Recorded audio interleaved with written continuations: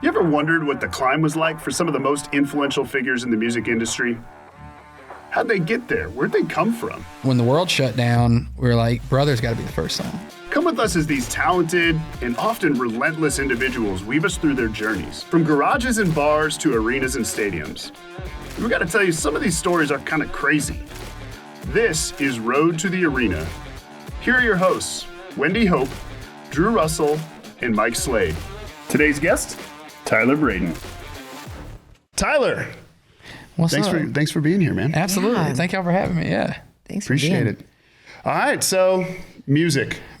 Start at the beginning. As a kid, were you just singing nonstop, or? My parents all sing, and so my mom and dad have done like parties and things my whole life. They started with my dad picking flat top and mom singing, him singing, and it progressed into like cassette karaoke, into CDs, into the computers, and they would kind of run karaoke, but they do all the singing kind of thing. They just use backing tracks, and it's just little parties and stuff. And so I would do that forever. I'd show up, sing one or two songs ever since I was really young. Got videos of me playing a fake guitar. My dad actually still to this day plays a fake guitar when they do it. He'll no strings and he'll fake the solos and stuff. Wow. People get to drink and they'll be like, he's playing the crap out of the guitar. But no, so I sang from very young age with my parents, and then my mom sang in church some and things like that. But I didn't like get super deep into it until after high school. But I learned a little bit of guitar late in high school. And my aunts and uncles all sang. I was around it, like I said, my whole life. I had an uncle that was an Elvis impersonator. Oh, cool. Like rhinestone suits. Really? Was he good? We talked about this yesterday. He was, that I remember, yeah. He hasn't done it in a long time because he's mid-70s. But when I was younger, he'd come out and have the music and all that. And came here on a $500,000 bus. Talking about the Greyhound. Not lying, though. Yeah. It's But, $500,000 bus. But no, yeah. So I sang a lot through those years, but around 18 or so, I kind of learned my first chords on guitar, and my daddy's friend gave me a guitar and said, I'll give you this guitar as long as you know Rank Strangers. Next time I sing you a bluegrass song, And I learned that song a lot, and then I'd forget it, then learn it, then forget it, and I've never run into him and had to play it. But yeah, about 19 years old, right after high school, 6 months after high school, I went and hung out at a friend's house, and they had a rock band that they would just play in his living room. And they had this guy singing, and he lived a couple hours away, and they just come hang. And I got in there and I sang like, Only God Knows Why, Kid Rock. I remember singing that like the first night there. And, so that kind of started this relationship with these guys. I'd went to high school and grade school with all of them, but I hadn't really been close to them in some years. And they ended up becoming some of my closest friends still to this day. Like they're in real estate, like very successful, but close friends of mine. And so we had a rock band from about 19 to 23 years old or so, off and on. We actually had to change our name one time because the lawyers reached out. We were called Tempting Fate, which we thought was the coolest band name. That sounds like a hardcore band name. Great name. But we had a lawyer reach out, like, we were Tempting Fate a month before you were, whatever. It was really close. And so we changed our name. We were Adamant. And so I always worried that Adam Ant would sue us if we got bigger. But so, yeah, rock cover band. And we do 3-4 hour shows. I remember taking goody powders all the time because I didn't know how to sing properly. So I'd have a headache by the end of these shows. Yeah. And so I took And you too were much the goody powder. vocalist? What's that? You were the lead singer? I was. Yeah. I played a little bit of guitar, but mostly just sang and stuff like Just that. everything? Anything you liked? What was your favorite thing to do? Oh, gosh. Back then, we did mostly like Breaking Benjamin, 3 Days Grace, Tool, Chevelle, and things like that. And I remember there was a song by a band called 10 Years. I think it's called Wasteland, maybe, and it had a fun, like high melody thing. And I enjoyed doing that one just because I thought I was showing off, maybe, I guess. I don't know. But Showing the chops. I remember doing that one a lot, but when I would leave, I would still listen to country most of the time if I was in the truck or whatever. And one specific memory of the rock band, we were in there sitting in my buddy's living room of his single wide trailer. Had kind of passed down from his parents.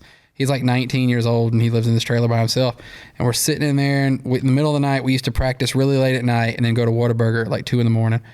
And we're sitting in there. It's like, man, it'd be cool if that wall going in that first bedroom was gone. And about 2 hours later, we had that wall knocked down, and we ended up painting it black. And a buddy of ours drew like rock band logos everywhere. There was like a Metallica logo and all this stuff all over the walls. And it was not a load-bearing wall. No. Luckily, yeah. Yeah. But Apparently. so yeah, that was a big part for a long time. And right near the end of that, I was about 22, and a buddy of mine that was living with me, his dad was a retired firefighter. It was always funny because he was hired and then retired 20 years to the day, like first chance he got. And it was coincidentally on my birthday. It was like February 5th, 88 to February 5th, 08. And the guy lived with me, and we ended up getting his dad's axe, and it was hanging on our wall and stuff for his retirement. And about a year goes by, and he asked me, would you want to sign up try to work at the fire department with me? And I was like, yeah. Like we had worked at Sears together, and I was like, I don't really know what's going to come of this. It wasn't like this. I wanted to be a firefighter my whole life kind of thing. But you put in what was called a postcard, and it basically said, let us know when you're hiring. Okay. And so 6-8 months later, they say, email says, hey, we're taking applications. We both apply. We both go do this written test with probably a couple thousand people over a few days, go in and take this test. And then you go do a physical test, which is just pass fail. Luckily, it's not like your time, because I barely made it. And but we got our rank back, and I was ranked number 1 out of like however many people. And Kyle, one of my closest friends, was ranked like 35. So we both got in the first class together. And I was Braden, and his name's Chandler. So we actually stood beside each other, alphabetical order, the whole time. That's cool. So we kind of got to go through it together. But through all of that, like getting into the fire service, I was still playing acoustic shows at like local restaurants and things like that. It would be anything from country to Matchbox 20, Goo Goo Dolls, back to a little bit of the rock, whatever would work, acoustic, I guess. I played a lot of The Script, if you remember them. Oh, yeah. I love and The Script. Parachute, if you heard of the band. Yeah, I love Great song. Yes, absolutely. I played that one many times. Mm-hmm. But I would go play these shows, kind of the same places that my mom would go do karaoke on other nights. I'd be playing acoustic on a different night. Oh, that's awesome. But I went through 22-week fire college and got into the fire service and was at Montgomery for about 4 years. And I did that kind of off and on, the acoustic shows. And I don't remember what year this was, like 2015. I did a contest that was very American Idol style. And it was called Kalijah Idol. And it was Kalijah Bridge. It's Lake Martin, Alabama. And it was about 45 minutes from where I lived. And they probably had 120 people come to this contest from kind of South Alabama and a little bit in Georgia. And it was longer than it needed to be for the size. It was like a good 6 weeks of going every week to this thing. Wow. But I ended up winning, and it was 97.5, so I won $975 and a trip to Nashville to do to record in Nashville. And I do air quotes that you can't see if you're not watching, but because I didn't know what to expect. And we get here, and it was like, if I just say it was a guy's basement, you think, oh. But if you know Nashville, it was still one of the nicest studios I've ever been in. Yeah. And it was like this garage into a walkout basement, and the guy for a living made like jingles for commercials. Like if you ever you're watching CBS, at 7, it's Friends, and then at 8, it's CSI. And it changes, and the music goes with it. Yep. He would make that music. And so we went there, and I told him, I said, man, I don't have anything prepared. Just turn it on, and we'll play acoustic. And we just recorded like 5 acoustic songs in the time we were allotted to sit there or whatever. And that was my first time getting to come to Nashville, though. I'd never been to Nashville.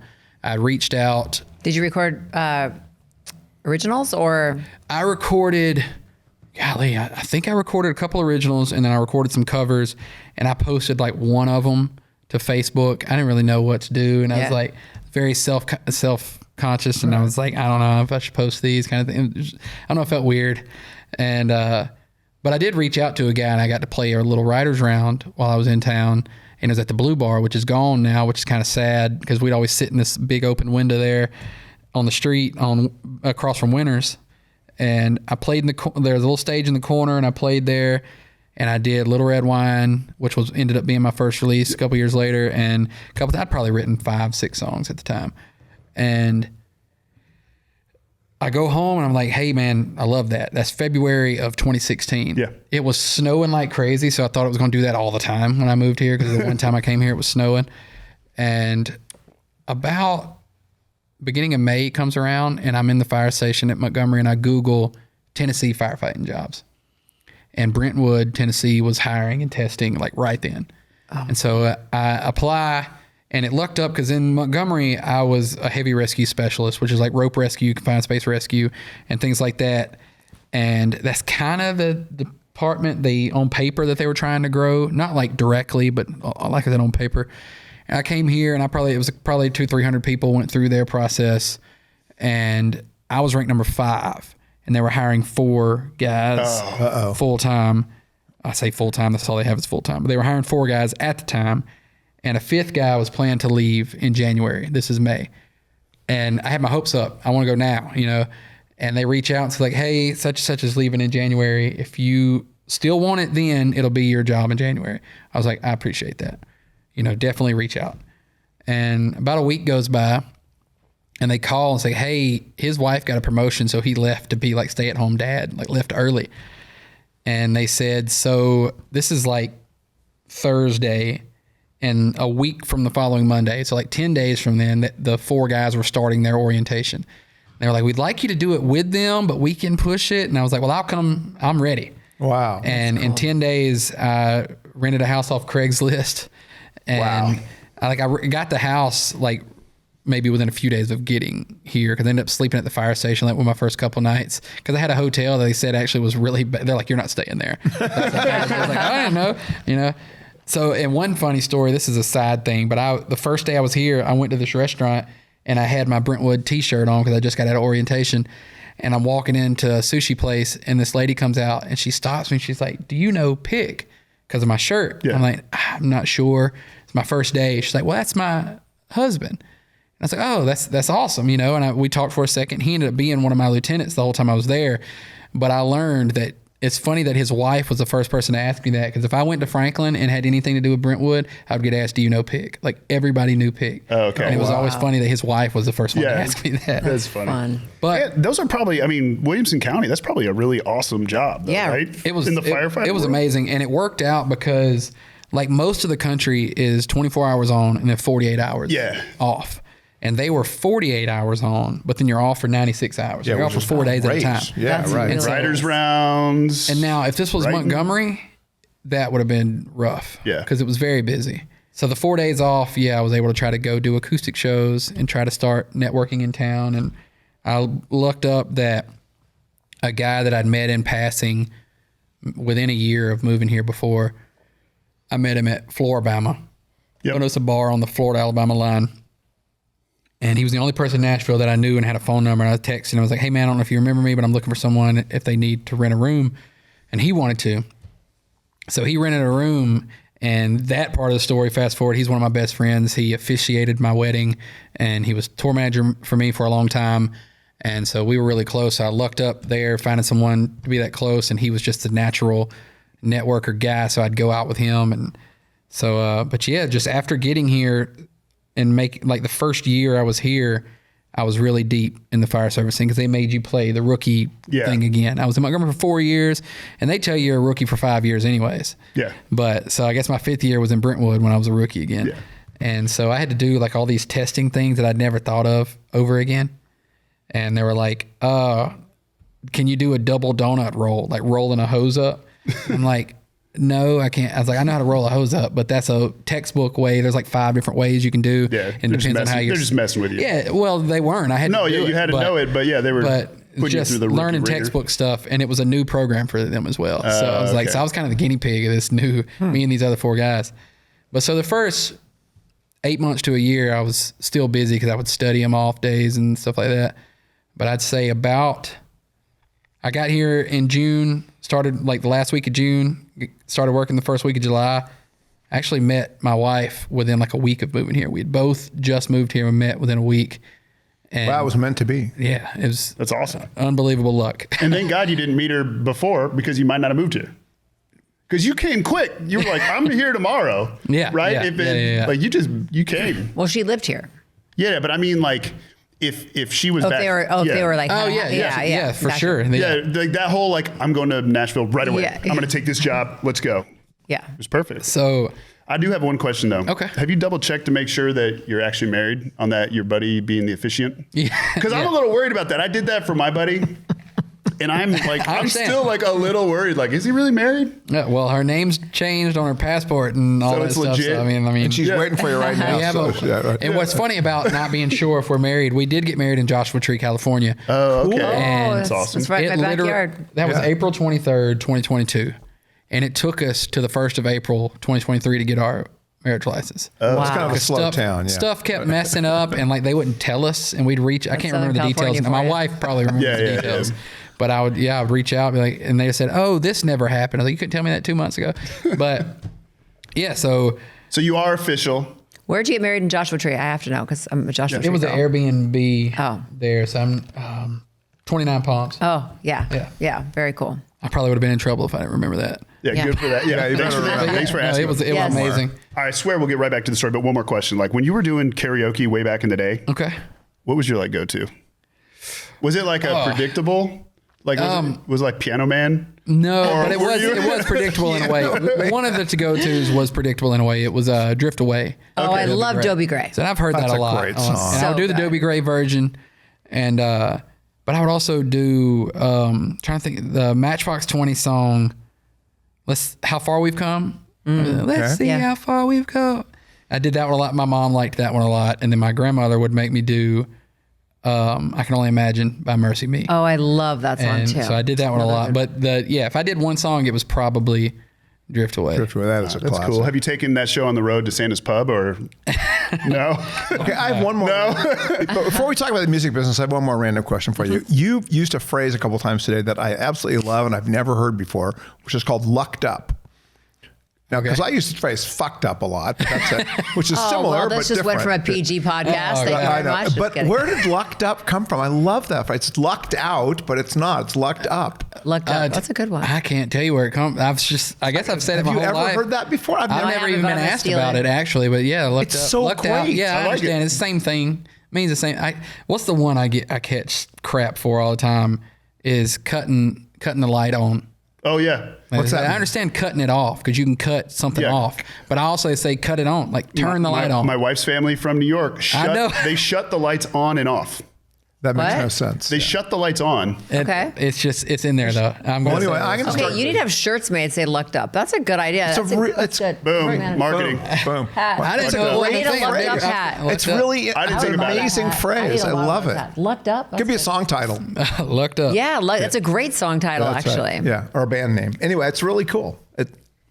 I get like my wife messes with some of the not particular phrases as much. Maybe reckon. She doesn't say. Yeah. I like she'd be that. like, "Oh, you reckon?" And but I say window instead of window. Oh yeah. So just that's window. like an old person, like the Worsh window. Washington. The- I'm from the roof. Washington. I say water. Wash my The car. roof. Water instead of water. Water. Water, right? Okay, that's cool. But I So go think with. about my I'm lucked from up the hat. country. I That'd know. I'd get a lot of people would ask me what that means. I know. I That's like a good it. one. It's funny. You guys because got to sell that. It's not. I guess it's not something you say a whole lot, but I've never been questioned about it. But that's interesting. I love it. I was just like, where did that come from? It's really cool. That's awesome.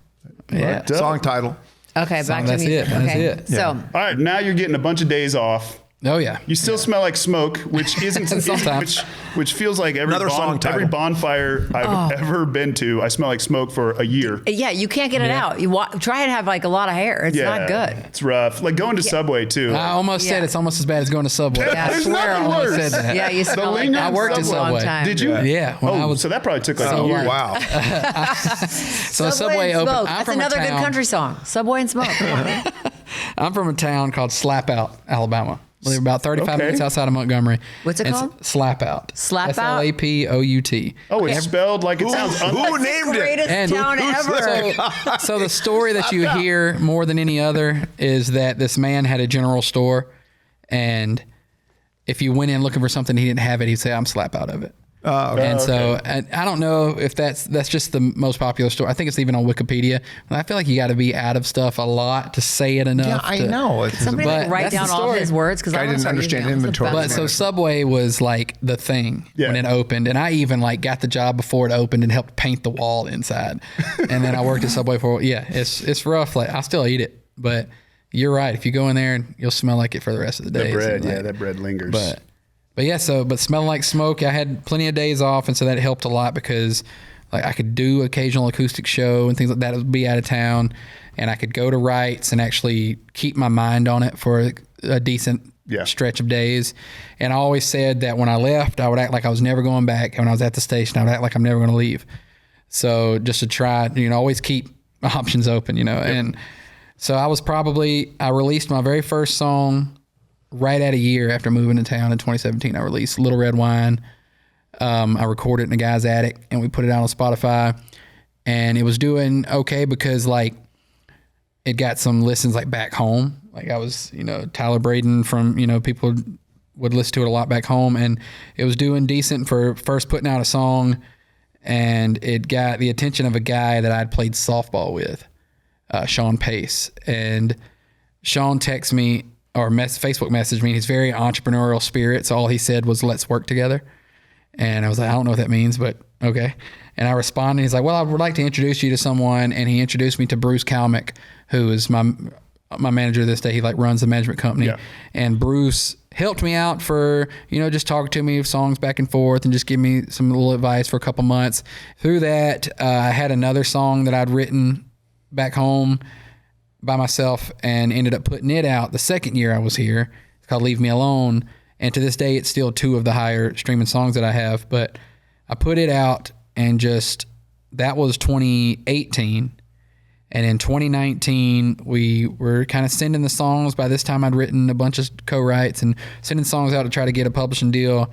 And I had 5-6 offers, and the songs kind of went a little further than we expected. And so Sony Records wanted to meet, and I met with them, and we didn't expect this, and almost like, don't want to say we didn't want it, but didn't want to rush it. And Sony got a hold of the songs and kind of wanted to meet, and I went in and played for them. And that was actually my first offer. And again, I'll do the air quotes because it was like just at a restaurant, not like on paper yet. Yeah. And I FaceTimed my wife, and I got Sony rep to look at my phone and be like, hey, ask my wife, she'll love that. And she asked Marissa, and at the time my girlfriend, and I signed my first pub deal. And around that same time, they were splitting the management company, and Bruce went and started his own management company. And so we kind of were able to start then. And so I managed by Wine How is the name of the management company. And I signed my first pub deal with 50 Egg and Sony. 50 Egg is Jonathan Singleton and Luke Combs on 50 Egg. And so just it kind of tried to take off from there. I got a couple, looks in the record deal world, ended up signing with Warner Records in October of 2019. And obviously, what happened a few months after that. I got my first tour in the beginning of 2020. I was touring with Granger Smith. Yep. And we got in a Sprinter van, and we're headed to Long Island, New York to play the Paramount. And halfway there, they're like, hey, pull over for a second. Shows might be canceled. Oh, wow. And we pull over in Pennsylvania. Geez. So you never played the Paramount? Never played the Paramount. That's a great venue. I appreciate it. Yeah. You missed it. Yeah. Hey, Maybe he's get going to back. play it I think it's in again. Huntington. Yes, it is. Yeah. I remember that for sure. Yeah. And so we pulled over in Pennsylvania, and I remember we went in a mall and went to the arcade, and then they called us like, come on back. And they were like, things are going to be shut down for about 2 weeks. And the tornado had just happened 2 weeks, here. flatten the curve. That 2 worked weeks, out well. Right. Yeah, just Just 2 weeks. No, we're going to be open by Easter. Yeah, well, for That was sure. the thing. Yeah. Open by They didn't say Easter 2020. What? Yeah. So it was supposed to be a real quick thing, and we went back and obviously sat around the house for the next year almost. Yeah. But ended up being, there was a bright side to it. I got to write a lot. Yeah. And a lot of it, I say a lot of it, all of it was over Zoom meetings on my front porch. And so that took getting used to, but we wrote a lot of songs that year. And so I'm not even super sure that we've cut or put out songs that were specifically written that year, but I grew a lot as a writer and was able to put a lot of focus into it. And we had recorded songs in February, and we recorded 4 songs, and we had every intention of putting, I can't even remember which song specifically. We had intentions to put a specific song out first, and about the 3rd or 4th song was going to be a cover of a song called Brother by Need to Breathe. And I'd been covering Brother at every show since we'd started playing any sort of show. And it was kind of a callback to the fire service, kind of saying thank you, because those last 6 months when it was getting more real that I might leave, guys worked for me all the time so I could go to these bigger opportunities. And the way it works is like they work for you and I still get paid, but then I just owe them the same thing. And they knew that I might not get to pay them back, and they would still do it, leave their families for 24, 48 hours. Wow, so I owe them so much, and we would play Brother for them. And when the world shut down, we were like, Brother's got to be the first song. It just makes so much sense right now. And I had, in our house, we had this exposed brick wall. And so my wife, girlfriend at the time, she's a photographer, videographer, and she was pretty new at the time to videography, but she shot like the anchor shot with me in front of this brick wall. And then we got someone at management. We reached out on social media. We're like, hey, y'all, I know what it's like to work in the fire service, and I know like the rule is don't take it home. You know, you don't take that kind of. I get a lot of questions and stuff like this, like what's the craziest thing you saw in the fire service? It's like that's a weird question. You know, I kind of don't want to answer that. Yeah. Right. Yeah. Right. And so you don't take that stuff home. You talk to the people who understand it and you work with, and you get real lighthearted. You might make inappropriate jokes, but that's just how you do it. And so I was like, I want to see. Like I can go online and get pictures of people out of wreck or people out of fire or people doing CPR, you know, something. But I want to see the behind the scenes. I want to see y'all helping each other get over it, laughing. And so we got a lot of scenes like that sent in by nurses, police officers, firefighters, just a lot of cool stuff. And it kind of anchored to that singing in front. So we put Brother out that year with that video, and we ended up putting Secret out, I think that same year, the song that I'd played for Pete at his house when we met. And we put out a song called Love is a Dead End Road, which, funny enough, I wrote with Chase Rice and Brock Berryhill the day that I signed my record deal. Oh, wow. Like I went that morning, stopped, and signed it. And So wait, timing wise, I'm curious. So you're working for the firefighting cup, you know, for Brentwood, 2016. and you get a record deal and a 2019. publishing deal. When did you like make the leap? Like, so how did that work? So in 2019, when I was getting my first pub offers, we knew that I went and told them in about March. I told my chief, I was like, hey, it's getting close. You know, I'll give you obviously the 2 weeks notice. I was like, but this is the further notice that it is getting close. Right. And we got the deal signed with 50 Egg in summer of 2019. And I think I left the fire service June 8th or something like that of 2019. And it's funny, we had a farewell dinner and horseplay, and they picked me up and they're shooting me with fire extinguishers, and it's not powder extinguishers, so it's just soap and water in some of them. Okay, yeah. And so it made me slick, obviously, and the guy dropped me on the blacktop, and I sprained 3 rib joints. And I had a rough couple months, and I was like, y'all, I'm not gonna, I know it was an accident. And I was like, I don't want to do workman's comp, and I'm trying to like, Trying I was to like, leave, so yeah. what's funny is I went on Groupon, and there was a $40 Groupon that got 3 like adjustments at the chiropractor, but it also came with an x-ray. And so I went for $40. So I went in there, I was like, all I want is an x-ray. You're probably not going to touch me anyways when you see how bad everything's probably swollen. And it was, I had a lot of guarding, and he's like, you got 3 sprained joints. He said I had a disc that was just so slightly, he was so slight. He said that could have been there for years, but I was like, all right, I'll probably be fine. And I left. Wow. Oh, But wow. I said, I'm going to go look and might do workman's comp, but I'm going to try not to. But luckily it was okay. And I just slept on my back for about 3 months, just straight back, like I'm in a coffin. Wow. But it was interesting. So, but like you asked when I left, and that was June of 2019. And I wrote like a lot that year, and October of 19 is when I signed the record deal. Man, it just sounds like you were like so deliberate in all of your decisions. It's like there came a time you're like, I'm going to Nashville. Boom. Yeah. Maybe you're just making it like the story makes it sound quicker and easier. It was not necessarily easier, but it was that quick. It had to be, because that's when the job was available. And you had this great firefighting job. It actually ended up being too quick, because I talked to a chief, and it's fine now, but I didn't have 2 weeks before I had to be there. And he was like, I had 1 shift, it would go extra. And he was like, I got you, such and such will work for you, and we'll put it down like you were here. And they didn't do that. And I lost my 401k, or not Really? my 401k, but I lost my sick day, Oh, sick- my yeah, sick day sick- stuff. Wow. But it was fine. It was fine. You know, I was a little upset at the time, but it is what it is. But I shouldn't have left without a full 2 week notice, but I did not have a choice. Yeah, right. Yeah. And so that was probably, I want to say, quote unquote, maybe the hardest thing was saying, I got to go. And I love those guys, you know, but yeah, so it was very bang, bang through the end. And then it slowed down, like I said, because I did mostly the fire service for that first year.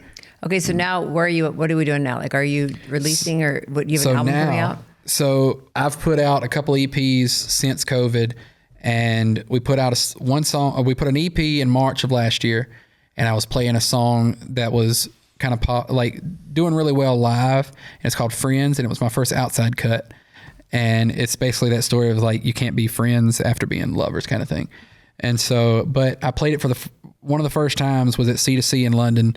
And so it went really well there. And so we got to put this out. And it took us, a little while to get it figured out and all that stuff. Cause when you're kind of doing the ups and downs of a new artist, it's hard to put music out quickly, but we put it out last fall. And it's done well. It is now on XM radio, and I think it's 21 on the top 30 countdown. Fabulous. So That's great. Well, I'm excited about it. It's still one of my favorite songs to play live, but so it's kind of a slow. I switched publishers last year. Okay. And so I'm with BMG now, and I just signed in October. And thank you. Mm-hmm. I do a charity golf tournament every October to give back to National Fallen Firefighter Foundation and a company called Hungry Heroes, where this girl's company shows up to like active scenes, like the building that collapsed, and I think it was Orlando. Mm-hmm. They show up and feed workers. And so she comes and feeds the golf tournament, and then they get half the proceeds. And so in October, we announced the signing at the golf tournament. And so I was just signed with BMG, and it was a little bit of a slow, like we're kind of figuring each other out, the new relationships, but it's been really exciting writing the last few months. I've kind of switched directions a little bit, but I was able to make a lot of cool relationships because I started kind of looking at outside songs, and I was just wanting to grow as an artist. And to me, the song has always been the most important thing anyways. It doesn't matter to me if I wrote it 100%, if I got 2 words on it, or if it's just been shown to me and I was like, this fits who I am and it helps me grow as an artist. And so I got a couple songs from friends around town, and they let me go in, and they had demos of it. They let me go in and sing on the demo. Sam Martinez was a writer on a couple of the songs, and he had done the demos. And I went in, and we met for the first time, and I did vocals to replace the guy who was singing that had written on the songs. And I listened to them, and they were starting to grow on me a lot. And I was like, all right, I'm gonna let the holidays get through, and then I'll sample them out on social media. And social media is a weird beast. Mm-hmm. Yeah. And January 13th. So what are we looking at? Right at 3 weeks ago, 2.5 weeks ago, I put a song called Devil You Know, and I was standing 15 feet off my back porch, and there's like trees around. We got kind of a woodsy yard, and just played it. My wife shot it, and I just played along to the song and sang, just your average TikTok video. And that one kind of took off on TikTok and Instagram. And 10 days later, it had like 12 million total views off a few videos of the song. I put out a few other videos, and I think we went from 100,000 total followers between TikTok and Instagram to now we're at a little over 300,000. Great. Incredible. That's amazing. It's just amazing just a verse and chorus, and just people relating to music in so many different ways. Mm-hmm. It's also funny to hear, because people on social media will pour their heart out in a comment, and they'll tell you, my husband or wife just did this, this, and this, so I relate to this song. And I'm like, whoa, but cool. This is public, just so you know. Yeah. Social media this is public. Yeah, I know. Yeah, that was not a direct message. Yeah. People are reading this. Yeah. But yeah, I mean, it's been really cool because, I'd had songs, do relatively well, and I don't know what viral is. Because it's something different for everybody. Yeah. If Justin Bieber posts a video and he gets 2 million views, it's probably a dud. Yeah. But if I can post the song kind of maybe 5-6 total times and it's at 10 million views, to me, that's viral for me. It is. Oh, yeah. When it could triple my followers, and just from, people relating to music, and it's just so cool. Because like I said, I didn't write this song, but I related to it so much, and they let me kind of put my own thing on it and let me be an artist. So that felt really cool. And we've got multiple songs now from Sam producing both of them, and we've got this idea for release, and we're just excited about what's to come. And that song, they start asking, when's it come out? I can't believe some of the comments would be like, why do these songs take so long to come out? Yeah. And so I tried to level with the fans, social media, like I said, it's different, and you got to, depending on your following, you got to treat it one way or another. And so I just got on there and was honest. I took a selfie video, and I was like, hey guys, I appreciate y'all. Y'all have done more with this than I would have realized, but this is what's called a demo. And there's a lot of steps that people don't realize or underestimate to get these songs out to the DSPs or wherever you listen to music. I was like, but we're damn sure working on it, because y'all have done a lot with this, and I appreciate it. And so that was the 13th, and the song comes out Friday, the 2nd. Great. And, this Friday? This Friday. Right on. That's awesome. Can't Super wait. excited. Mm-hmm. We set up to where, the pre-saves, and I think we've got 20-something thousand pre-saves on it. Very cool. Which is really exciting. Like I said, I've never experienced like the viral thing. And to me, this is huge. It's different for everyone. And, different views means different things to people. Well, you used to have to guess, right? John Mayer's got this famous speech where he's talking to the music students at Berkeley. And he's like, y'all think the general public are smart or dumb? And all the music kids are like, dumb. And he's like, well, okay, you think a song's a hit, you put it out and nobody likes it. Now who's dumb? Yeah. So the reality is like you used to have to guess and now the internet can kind of tell you, right? And and it's cool that you say John Mayer because I've looked at artists like John Mayer and then more modern is, Noah Kahan or Zach Bryan. And they write in this stream of consciousness. And that's what I've tried to be better at, the last 6 months to a year. And like I discovered Noah Kahan and didn't know who he was. And it was like 2 random songs that I never hear anymore. I can't even remember what songs they were. Yeah. Off Spotify, just randomly showing them to me. And I thought I'd found a new guy. And he had a song with Post Malone and had 30 million monthly. I was like, oh my God. I was like, so that makes sense. I was like, I should be A&R. I knew he was good. So that I just love that just natural, just conversational, stream of conscious style of writing that like John Mayer said, he's got a song called, oh gosh, now it's left me what it's called, but it's about sitting at a table and having this awkward first date. And he says, I play a quick game of chess with the salt and pepper shakers. Just talking about fumbling with what's on the table. And I was like, that's a beautiful way to say that. Right. And then you listen to artists like Noah Kahan, they do similar things. The song, not Stick Season, but Dial Drunk that he did with Post Malone. It's just got such a cool bridge and where he's just trying to get the cops to let him have his one phone call. And he calls this girl and he does the bridge twice, the same lyrics, but all that changes is they say, son, are you a danger to yourself? And he's like, F that, just let me call. And then it's like, son, why do you do this to yourself? Because she won't answer. That's what the whole song's about. Right. And it's just it's like a movie script in a 3-minute song. Right. And you can see the whole thing happening. I just think it's great. Well, the other cool thing is that when you go social media heavy, you get such instant feedback, right? You don't have to, it isn't just that you get feedback. You just get like that. Like you said, long comments, you're like, Yeah, it's really cool. And it's also cool to see how many different people, I talk about people relating to music in different ways, but to see how large groups of people are so like-minded. Like you think about people kind of being polarizing, but when you can find the like-minded where like, well, how did so many people think of this direction of what this song means when I didn't even think of that? Yeah, and right. So, right. And that's what I meant there if I was fumbling my words. But it's just been cool to be able to look at tens of thousands of comments of what people think of the song. Just like you said, in 10 days. It's great that you read them all too. Yeah.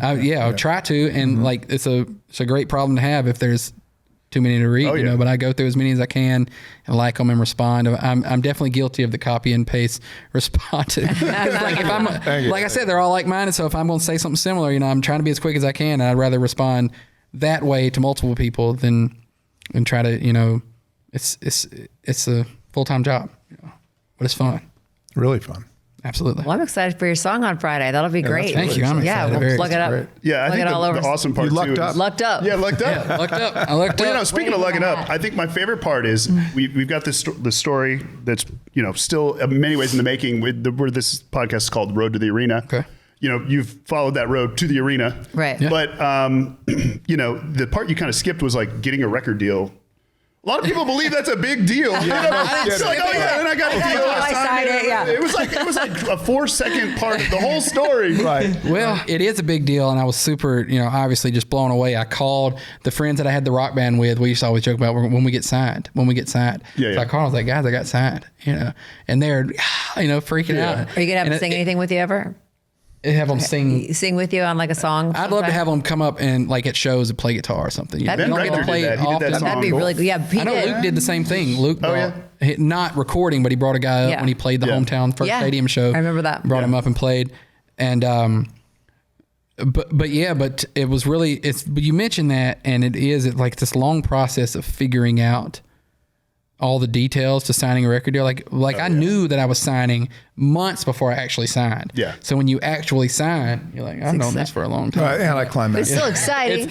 Your excitement's Yeah. at the beginning. And then when you Yeah, tell no, everybody, for their sure. excitement's now. But it's cool because now I get to slow down and see how everyone else that's proud of me and that love me and that support me react to me signing when I've gotten my initial reaction out of the way, so I'm not blind to how other people care enough to be excited. That's cool. And so I think that was, and I never really got to put that in words until now that you bring it's it up. interesting. I'll Right. tell you the part that I skipped was my first arena show. It's called Road to the Arena. Yeah. And it was actually, so our first, it was so funny. Our last show before COVID, the week before trying to go to New York, was back home in Montgomery, sold out show going home to Montgomery, Alabama. Our first show back in May of 21, so 15 months later, Yep. was a sold out show in Montgomery going back. Wow. And Cool. so then we got to go play a couple like shed shows with Brantley Gilbert, and we had played the Brantley Gilbert Cruise in 2019, right around the time I signed. And so I'd created a relationship with him, just great guys, great crew. Like we all clicked so well, and we played, the on and off show throughout 2019, and they had their arena tour in the end of 21, I think it was, and it's the end of 21. So when we came back to 21 and played all these shows together, they had their arena tour, and they took us on like 13 or 14 arena shows, and that was our first time playing an arena. Was November, December of 21, and they were makeup shows from 2020 that are normally summertime shows. So we played December in Montana, North Dakota, South Dakota. Oh, wow. That's a little chilly. But it was obviously Tough it was bus amazing. rides. Yeah. Right, yeah. Well, that's got to be unbelievable seeing that many people sing along to songs that are your original songs. For sure. That's crazy. You probably, amazing. And never get over that, right? Yeah, and I was blessed to have these bigger artists like help me and see enough in us. And when you're so new, you go to the arena and it's the whole arena singing Brantley songs, but a handful of people singing ours. Yeah. And when it's in the bigger picture of the arena, it feels like two people, but it might be 200 people out there singing your song, and which is amazing. But for the headlining artist to see that in you, the potential there, and take you to play such a big arena is amazing. That's awesome. I'll bet that's cool. You lucked up. Incredible. I lucked up. I did. Big time. Well, thanks for coming on. Thank y'all so for having much. me. It's Yeah, thank amazing. you. It's great to Yeah. talk to you. Right. Really Thank fun. you so much. And also, like, good luck. I mean, it sounds Yeah. like you're killing it. So there's Absolutely. no reason why I won't just keep on rolling. Absolutely. And, when you're headlining arenas, we'll have to bring you back. And when we sell 1 million lucked up t-shirts, we promise we'll give you a cut. Yeah, I already have do them it. being made. Just kidding. Yeah. That's awesome. No, it's Thank you Lucked so up much. on my road to the arena. Yes. That's amazing. Incredible story. Thank y'all. Appreciate it. Yep. Thank you so much.